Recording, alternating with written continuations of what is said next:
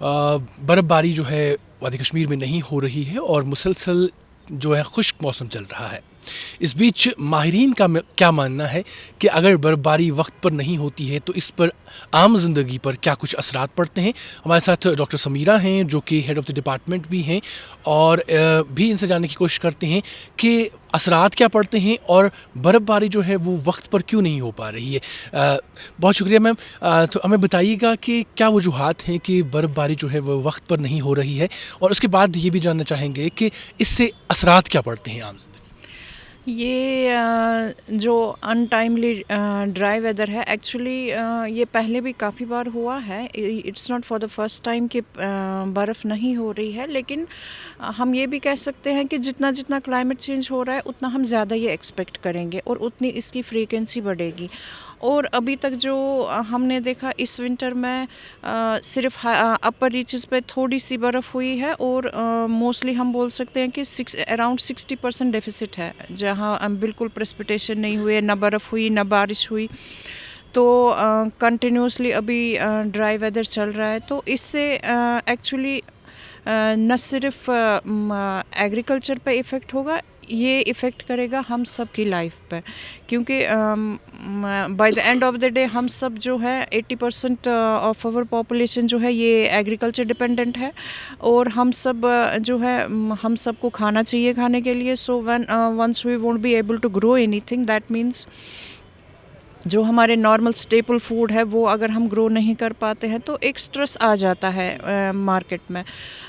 अब इसमें ये है कि हम इस टाइम पे कंटिजेंसी प्लान्स दे सकते हैं इन केस ये कंटिन्यू हुआ। अगर अभी भी मौका है, अभी भी अगर जनवरी के महीने में या फरवरी में भी बर्फ़ हुई अपर रीचेस में और ये जो हमारे ग्लेशियर्स हैं अगर वो रिचार्ज हो गए, देन वी कैन एक्सपेक्ट कि थोड़ा सा हमारे पास इरिगेशन वाटर होगा ड्यूरिंग द समर्स और अकॉर्डिंगली हम क्रॉप्स जो है वो उनका हम रिकमेंड कर सकते हैं कि कौन कौन सी क्रॉप हम ग्रो कर सकते हैं। लेकिन एज ऑन डेट हम यही कह सकते हैं कि अभी काफ़ी ड्राई वेदर है और हम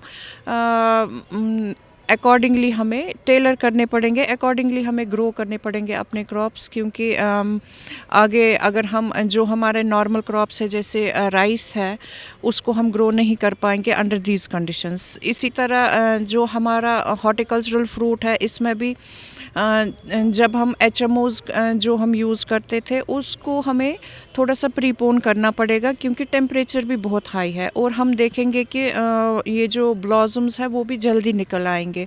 अगर आप इस टाइम भी देखेंगे चेरी, कहीं कहीं पे हम देख रहे हैं कि चेरी ब्लॉसम्स जो है वो बर्ड्स जो है उनमें थोड़ी सी लाइफ आने लगी है, क्योंकि टेम्परेचर जो है वो अराउंड 8 डिग्रीज जो है नॉर्मल से ऊपर है।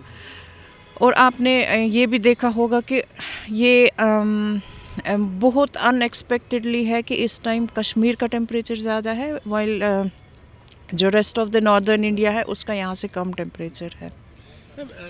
जो बर्ड्स आपने कहा ब्लूम हो रहे हैं वो चीज़ भी हम देख रहे हैं, उस पर भी जाने की कोशिश करेंगे। लेकिन साथ ही साथ हम देख रहे हैं कि वादी कश्मीर के जितनी भी बड़ी आर्बिट्रीज़ हैं, जो रिवर्स हैं वो सूख रहे हैं। अगर हम रिवर जहलम की ही बात करें, बहुत सारी जगहों पर हम देख रहे हैं कि बिल्कुल ही गायब हो गया है, जो सतह है वो सामने आ गई है। इसकी क्या वजूहत? देखिए, मैंने आपको पहले ही बोला कि जो प्रेसिपिटेशन है बारिश के या तो बारिश होती है या बर्फ़ होती है हमारे अक्टूबर ऑनवर्ड्स, लेकिन जब हम अभी देख रहे हैं, एनालाइज जब हम कर रहे हैं तो वो प्रेसिपिटेशन बिल्कुल नहीं हुई, मतलब बहुत कम हुई। और हमारा नॉर्मली क्या होता है कि जो हमारे रिवर्स हैं या जो हमारे इरिगेशन कैनाल्स हैं ये सारे रिचार्ज होते हैं बाय दिस प्रेसिपिटेशन, चाहे वो बर्फ़ हो या बारिश हो वो उसको रिचार्ज करते हैं। लेकिन जब बर्फ़ नहीं हुई, बारिश नहीं हुई और टेम्परेचर भी हाई है तो ऐड कुछ नहीं हो रहा है, लेकिन इवेपोरेशन की वजह से वो जितना भी पानी था वो ऑलरेडी ख़त्म हो चुका है और एब्जॉर्ब हो चुका है लैंड में। तो इसलिए ये जो हमारे रिवर्स हैं इनकी लेवल बहुत कम हो गई है। अब हम ये एक्सपेक्ट करते हैं कि ड्यूरिंग फरवरी जब सॉइल का टेम्परेचर इंक्रीज़ होता है, क्योंकि हम नॉर्मल में भी अगर आप लेमैन से भी पूछेंगे तो वो बोलते हैं कि सॉइल टेम्परेचर मतलब उसके बाद जितनी भी बर्फ़ होगी वो जमती नहीं है या वो बिल्कुल सरफेस पे नहीं रहती है। तो उस टाइम क्या होगा, जो हमारे ऑलरेडी जो हमारे ग्लेशियर्स हैं उन वो मेल्ट होना स्टार्ट करेंगे, उस टाइम पानी हम एक्सपेक्ट कर सकते हैं रिवर्स में आएगा। लेकिन ये बहुत अनटूवर्ड है कि अगर हम देखें हमारा नॉर्मल जो आजकल ग्लेशियर्स का मेल्टिंग है वो अराउंड 1 मीटर पर ईयर होता है, मतलब एक साल में हमारा ग्लेशियर 1 मीटर उसकी लेवल कम होती है। लेकिन लकीली अभी तक बारिश या बर्फ़ होती थी और वो रिचार्ज होते थे। इसके बाद सिंस अभी तक कोई बर्फ़ नहीं हुई है तो वो रिचार्ज भी नहीं हुए हैं, इसलिए इनिशियली हम एक्सपेक्ट करते हैं कि रिवर्स में पानी आएगा, but later on it will be very difficult, क्योंकि फेग एंड पे तो पानी पहुंचेगा नहीं और जितना भी रिचार्ज होंगे रिवर्स हमारे वो पहले तो हो जाएंगे, लेकिन बाद में फिर after some time, after some months हम एक्सपेक्ट करते हैं कि there will be no water अगर कंडीशंस यही रहे। जैसे आपने कहा कि टेम्परेचर जो है यहाँ का जो होना चाहिए था उससे ज़्यादा है, तो वहीं पर आप कह रहे हैं कि जो हमारे ग्लेशियर्स हैं वो पिघल नहीं रहे हैं। अगर टेम्परेचर ज़्यादा है वो उस हिसाब से नहीं पिघल रहे हैं तो वजूहात क्या हैं? क्या हम ये मानकर चलें कि ग्लेशियर्स जो हैं वो कम हो रहे हैं, ग्लेशियर की जो सतह है वो कम हो रही है, इस वजह से हमें जो हमारे दरिया हैं उनमें पानी कम हो रहा है?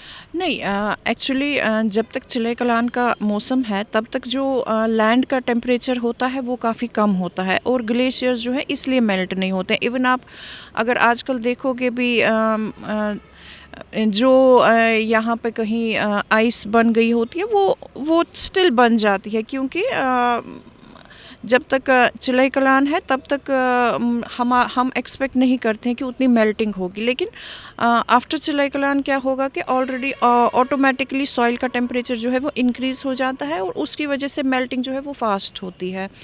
उस टाइम पे हम एक्सपेक्ट करेंगे कि ग्लेशियर्स जो है जो भी उनमें कुछ ये आइस है वो मेल्ट होके नीचे आ जाएगा।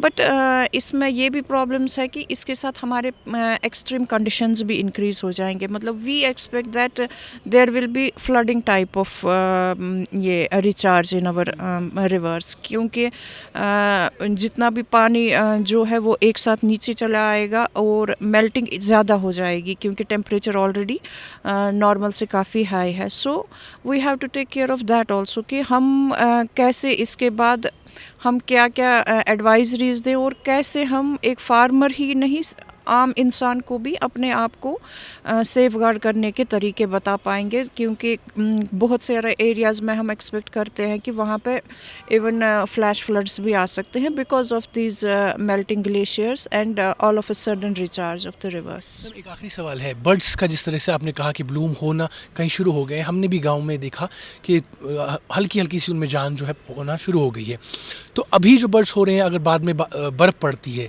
तो क्या क्रॉप को फिर आगे आने वाले दिनों में नुकसान देखने को मिल सकता है? हाँ, अगर बर्ड्स ब्लूम होते हैं और उसके बाद स्नोफॉल होगी then there is an expected it is but natural कि उसके बाद जो जितने भी प्लांट्स हैं इनको डैमेज होगा, क्योंकि फ्रॉस्ट डैमेज और जो लो टेम्परेचर डैमेज है वो काफ़ी ज़्यादा हो सकता है। बट इफ़ एट ऑल, क्योंकि हम एक्सपेक्ट कर रहे हैं दैट अराउंड 17th कुछ थोड़ा सा जो एक्सपेक्ट कर रहे हैं हायर रीचेस में थोड़ी सी बारिश आ सकती है या बर्फ़ आ सकती है इस टाइम, क्योंकि वेस्टर्न डिस्टर्बेंसेस थोड़े से आ रहे हैं। बट उससे क्या होगा कि टेम्परेचर थोड़ा सा डिक्रीज़ हो जाएगा in the coming days and this activity may stop. Thank you so much. नाज़रीन, डॉक्टर समीरा जी हमारे साथ बात कर रही थी, जो कि हेड ऑफ़ द डिपार्टमेंट हैं, स्कॉस्ट में पढ़ाती हैं ये, और इसके साथ साथ ये साइंटिस्ट हैं। और जिस तरीके से उन्होंने कहा कि बाद में अगर टेम्परेचर हाई होता है तो एक साथ बहुत सारा जो ग्लेशियर वो पिघलने की चांसेस बन सकते हैं, जिसकी वजह से फ्लड लाइक सिचुएशंस भी पैदा हो सकती हैं। उम्मीद करते हैं कि अपडेट आपको पसंद आएगा। आप देखते रहिए एक्सेलसियर न्यूज़।